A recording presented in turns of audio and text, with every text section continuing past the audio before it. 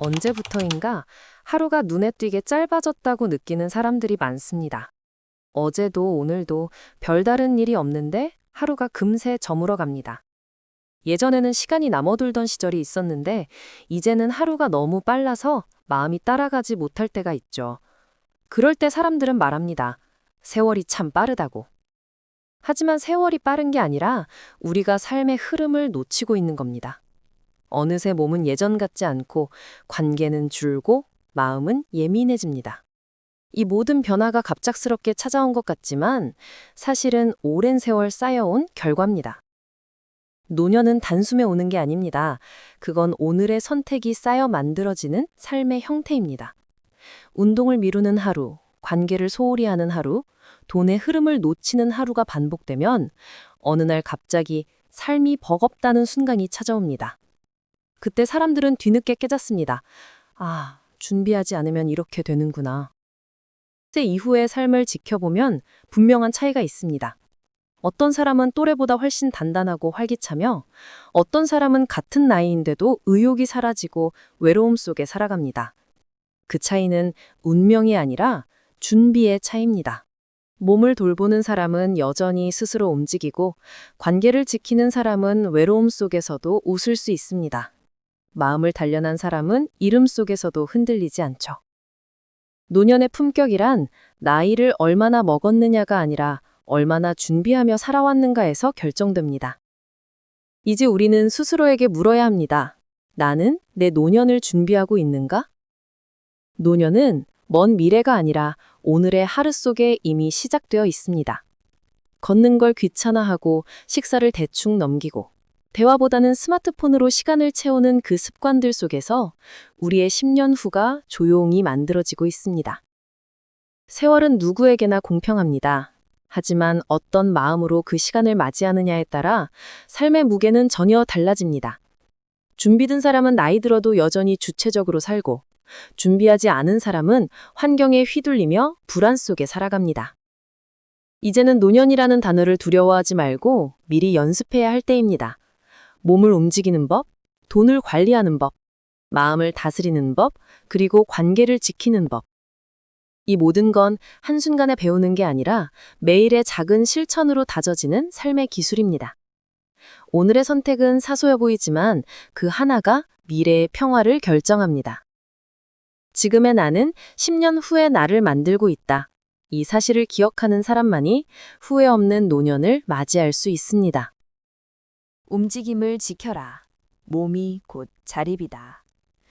나이가 들수록 사람들은 입을 모아 말합니다. 건강이 최고야. 하지만 정작 건강을 지킨다는 게 무엇인지 깊이 생각해 보는 경우는 많지 않습니다. 대부분은 병이 생기면 병원을 찾고 통증이 생겨야 운동을 시작하죠. 그러다 어느 날 계단 몇 칸이 벅차지고 걸음을 옮길 때마다 숨이 차오르는 그제서야 실감합니다. 몸이 예전 같지 않구나. 그런데 이 단순한 사실 하나를 모른 채 사는 사람들이 많습니다.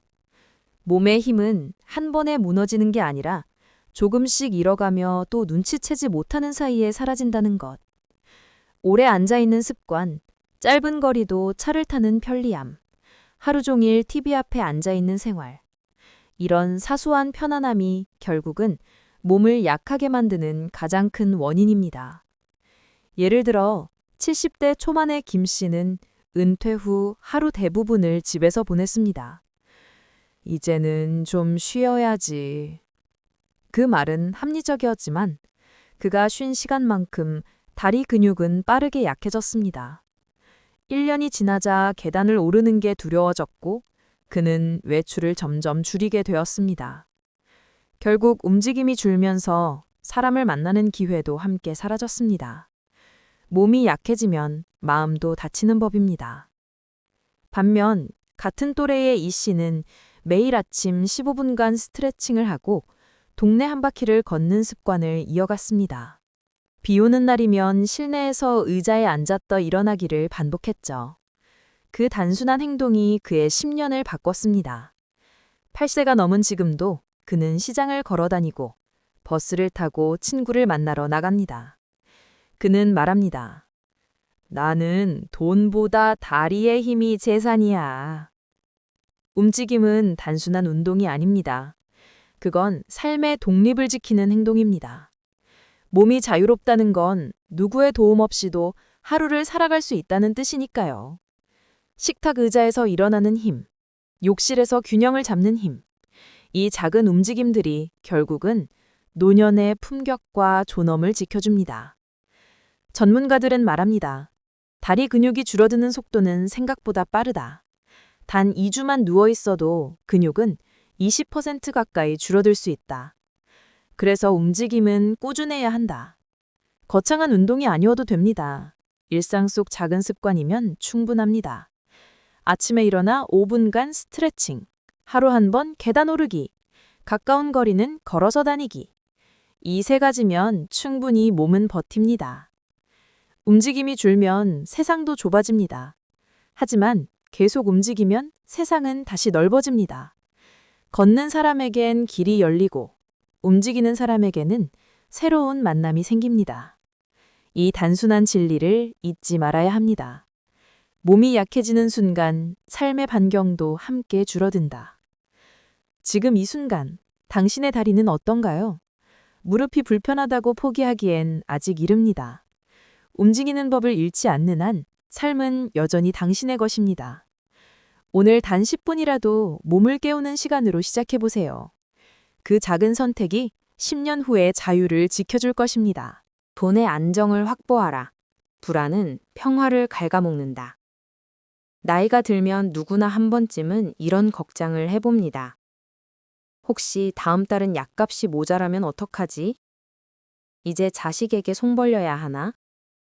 이 작은 의문들이 마음속 깊은 불안으로 자라나 밤잠을 앗아가고 하루의 평화를 무너뜨립니다. 많은 사람들이 말합니다. 돈이 전부는 아니야. 맞습니다. 돈이 행복을 보장하지는 않습니다. 하지만 돈의 불안은 불행을 불러오는 가장 빠른 길입니다. 재정적 불안은 단지 생활의 문제를 넘어 자존감과 인간관계까지 흔들어 놓습니다. 경제적 여유가 아니라 예측 가능한 안정감이 필요한 이유가 바로 여기에 있습니다. 예를 들어 72세의 박 여사는 은퇴 후에도 오랫동안 불안 속에 살았습니다. 생활비가 매달 빠듯했고 병원비가 생길 때마다 마음이 조마조마했죠. 그녀는 늘 혹시 갑자기 아프면 어쩌지 하는 생각에 외출조차 꺼렸습니다. 그런데 어느 날 지역복지센터에서 재정 상담을 받게 되었습니다.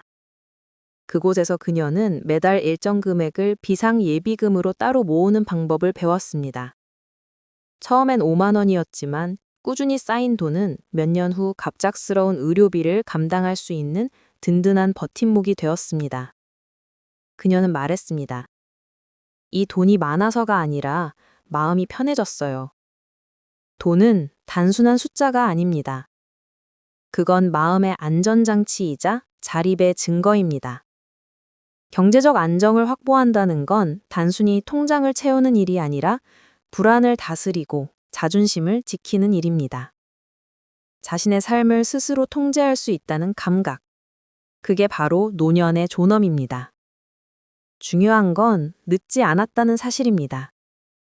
재정 계획은 나이와 상관없이 지금부터 시작할 수 있습니다. 수입이 많지 않더라도 지출의 흐름을 알고 불필요한 비용을 줄이고 생활의 규모를 현실에 맞추는 것만으로도 삶의 안정감은 크게 달라집니다. 실제로 통계에 따르면 노년기 삶의 만족도는 소득의 절대액보다는 지출 통제력과 더 밀접한 관련이 있습니다. 즉, 돈의 많고 적음이 아니라 내가 감당할 수 있다는 마음의 확신이 삶의 질을 결정한다는 것입니다. 한 70대 남성은 은퇴 후 지출을 정리했습니다. 자동이체로 빠져나가던 불필요한 구독 서비스를 끊고 집을 작은 평수로 옮겼습니다.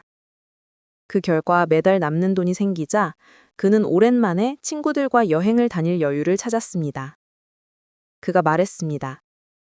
이제는 돈이 아니라 시간을 쓰는 법을 배웠어요.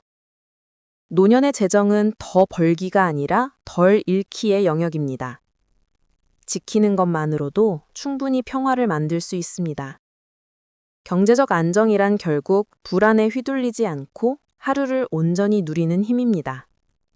그 평화는 사치가 아니라 노년이 마땅히 누려야 할 기본적인 품위입니다.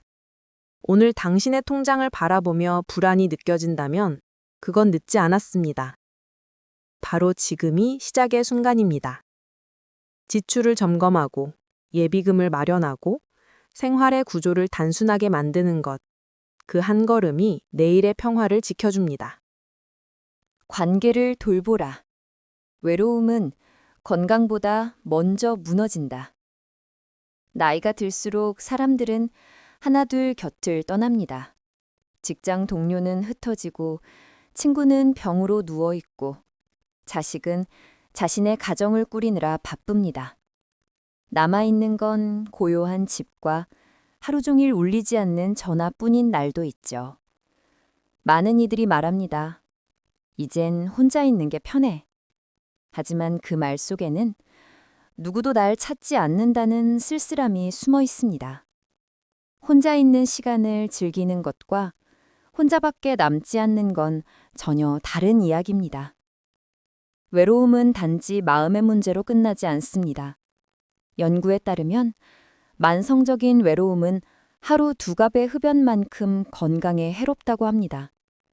혈압을 높이고 면역력을 떨어뜨리며 심지어 치매 위험도 높입니다. 즉, 외로움은 몸보다 먼저 무너지는 보이지 않는 병입니다. 예를 들어 76세의 최 씨는 은퇴 후 갑자기 찾아온 한가함이 처음엔 낯설었지만 곧 그 고요함이 공허함으로 바뀌었습니다. 처음엔 이 나이에 친구가 무슨 필요야?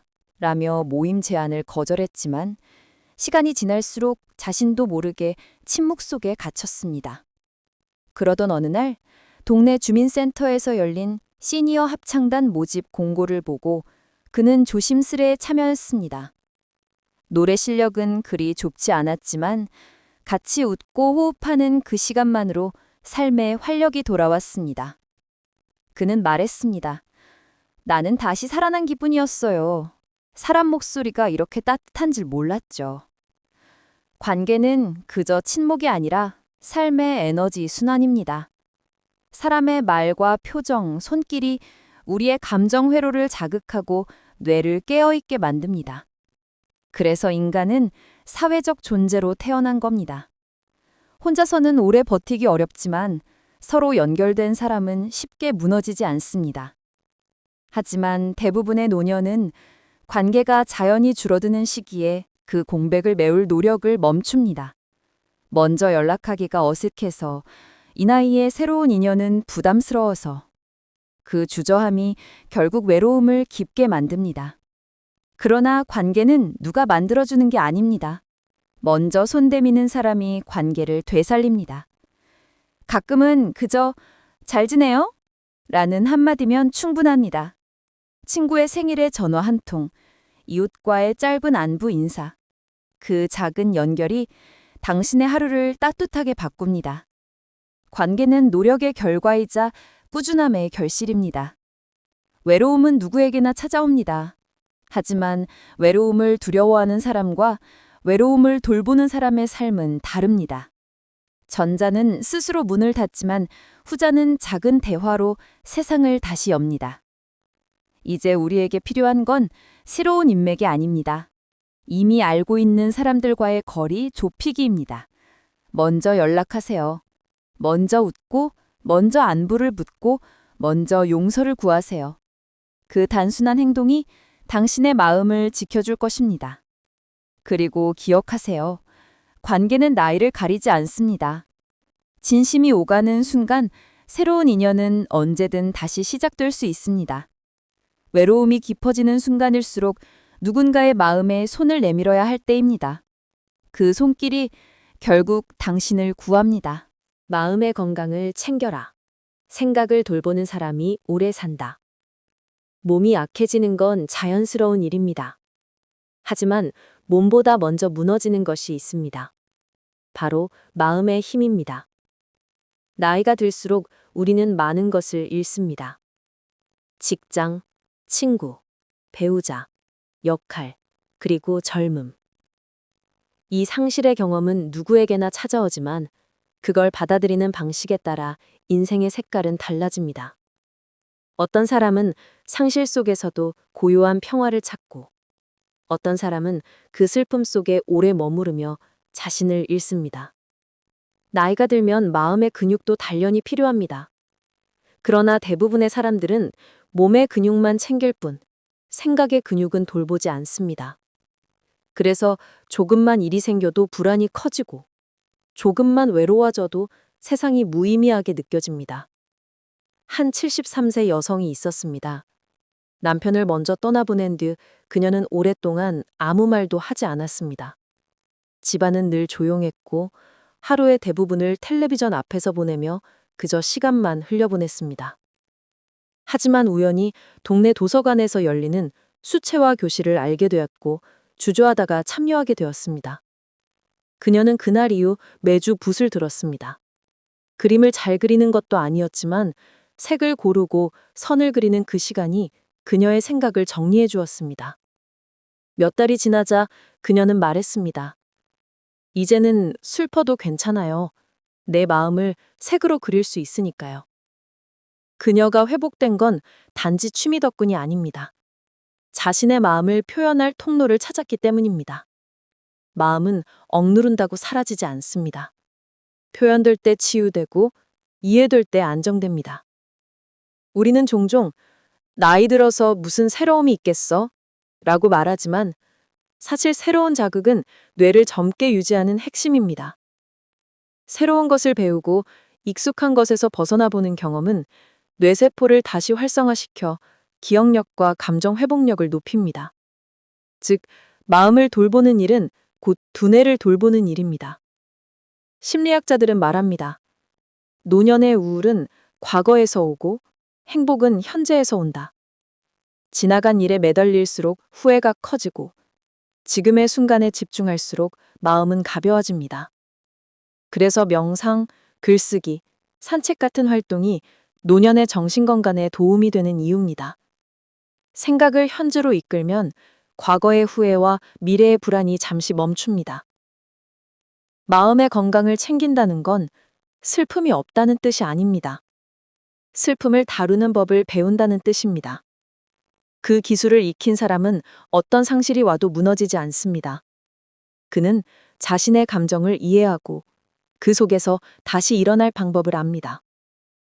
이제는 몸의 건강만큼 마음의 건강을 진지하게 점검해야 합니다. 당신은 요즘 무엇을 생각하며 하루를 보내고 있나요?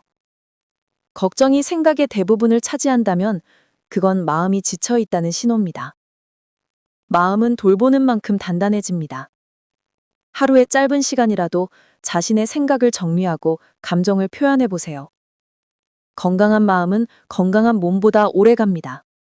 몸은 언젠가 약해져도 마음이 단단한 사람은 끝까지 삶을 품위 있게 살아냅니다. 그리고 그 마음의 힘이야말로 긴 세월을 견디어내는 진짜 젊음입니다. 의지할 사람을 만들어라. 혼자서는 버티기 어렵다. 노년이 되면 누구나 한 번쯤은 이렇게 말합니다. 이젠 혼자도 괜찮아요. 하지만 그 말 속에는 두 가지 의미가 함께 숨어 있습니다. 진짜 괜찮아서가 아니라 기댈 곳이 없다는 걸 스스로 위로하기 위해 그렇게 말하는 경우가 많습니다. 혼자 사는 삶이 늘 나쁜 건 아닙니다. 혼자의 시간 속에서 평화를 느끼는 사람도 있죠. 하지만 혼자가 익숙해지면 그 고요함이 어느 순간 고립으로 바뀌는 걸 눈치채지 못할 때가 있습니다. 누군가의 안부를 기다리며 하루를 보내고 전화를 받을 일이 점점 줄어들면 마음의 온도는 서서히 식어갑니다. 사람은 누구나 관계의 존재입니다. 태어날 때부터 누군가의 손에 안겨야만 살아갈 수 있는 존재이죠. 그 본질은 나이와 상관없이 평생 변하지 않습니다. 의지할 사람이 있다는 건 단지 도움을 받는다는 뜻이 아닙니다. 그건 삶의 연결선을 유지한다는 뜻입니다. 누군가에게 기댈 수 있다는 사실만으로도 불안은 절반으로 줄어듭니다. 한 76세 남성은 은퇴 후 갑작스럽게 찾아온 공허함에 시달렸습니다. 퇴직 전에는 늘 회의와 만남으로 가득한 하루였지만 퇴직 후에는 전화 한 통 올리지 않는 날이 많아졌습니다. 그는 스스로를 단단히 붙잡기 위해 지역 커뮤니티의 텃밭 가꾸기 모임에 나가기 시작했습니다. 처음엔 그저 심심풀이였지만 함께 잡초를 뽑고 커피를 마시며 대화하는 시간이 쌓이자 그의 일상은 다시 따뜻해졌습니다. 그는 말합니다. 나는 그 텃밭에서 사람을 다시 심었어요. 의지할 사람은 많을 필요가 없습니다.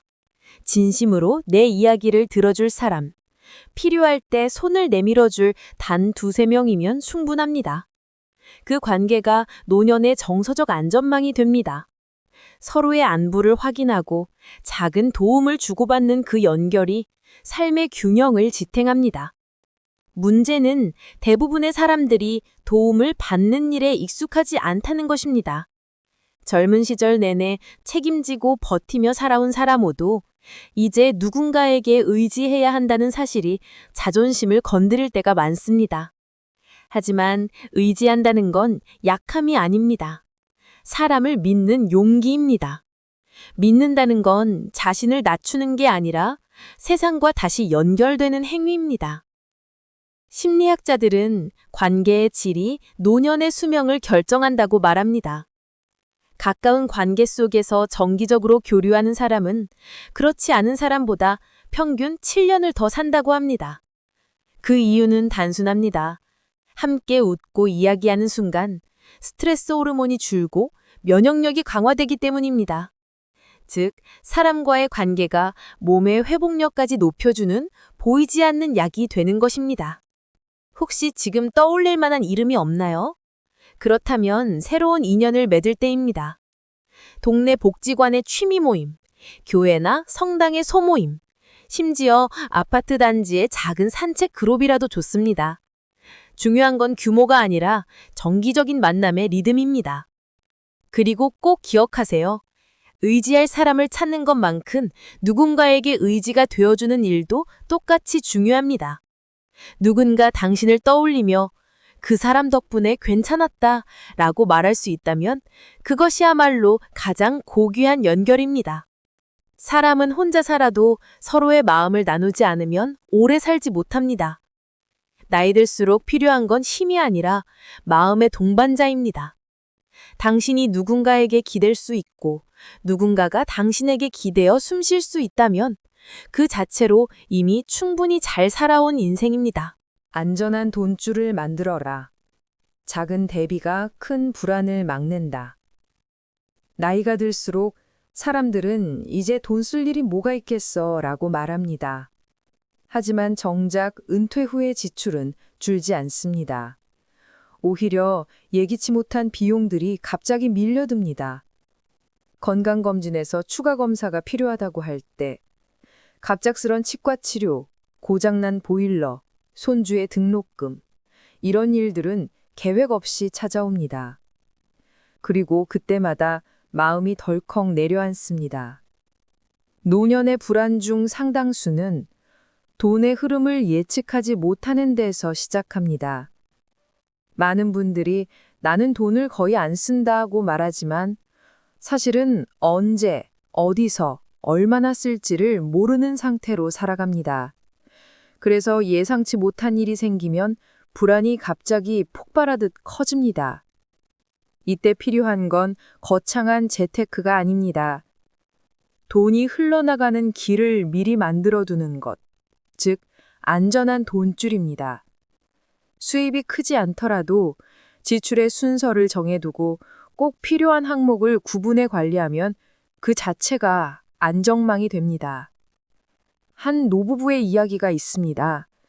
이 부부는 70대 후반에 접어들면서 생활비 자동 구조를 만들었습니다. 매달 연금이 들어오면 그 돈의 일부를 3가지 통장으로 나눴습니다. 첫째는 고정지출, 관리비 공과금. 둘째는 비상지출, 의료비 돌발 상황. 셋째는 여가비, 식사나 소소한 즐거움. 이 단순한 체계 덕분에 예상치 못한 일이 생겨도 방황하지 않고 해결할 수 있었습니다. 그들은 말합니다. 돈이 많진 않아도 마음이 흔들리지 않아요. 이게 바로 심리적 안전자금의 힘입니다. 재정의 규모가 아니라 예상 가능한 흐름이 사람의 불안을 줄여줍니다. 심리학에서는 이런 상태를 통제감이라고 부릅니다. 사람은 내가 감당할 수 있다는 감각을 가질 때 비로소 평화를 느낍니다. 즉, 돈의 많고 적음보다 예측 가능한 구조를 갖추는 것이 더 중요합니다. 노년기의 가장 위험한 상황은 갑작스런 병원비나 주거비에 해 지속적인 생활비가 흔들리는 경우입니다. 이럴 땐 단기 대출이나 자녀 의존이 불가피해지며 그 자체가 관계의 스트레스로 이어집니다. 결국 경제적 문제는 정서적 문제로 번집니다. 그래서 전문가들은 말합니다. 경제적 대비는 마음의 대비다. 작은 금액이라도 상관없습니다. 매달 일정액을 비상금으로 따로 떼어두세요. 처음엔 부담스러워도 3개월, 6개월이 지나면 그 돈이 주는 안정감이 눈에 띄게 달라집니다. 그건 단순한 숫자가 아니라 내가 나를 지킬 수 있다는 감정의 증거입니다. 한 75세 여성은 이렇게 말했습니다. 나는 돈이 생기면 절반은 내일을 위해 남겨요. 그게 내 마음의 보험이에요. 그 말 속에는 평생을 지탱해준 스스로의 믿음이 담겨 있습니다. 안전한 돈줄이란 복잡한 재테크 전략이 아닙니다. 그건 삶의 균형을 설계하는 감각입니다. 지금 가진 자원 안에서 흐름을 단순하게 만들고 예측 가능한 체계를 세워두는 것. 그 작은 대비가 노년의 불안을 근본부터 막아줍니다. 노후의 평화는 돈의 액수가 아니라 마음의 여유에서 시작합니다. 그리고 그 여유는 계획이 있는 사람에게만 찾아옵니다. 삶의 이유를 찾아라. 이유가 있는 하루는 늙지 않는다. 나이가 들면 몸이 약해집니다.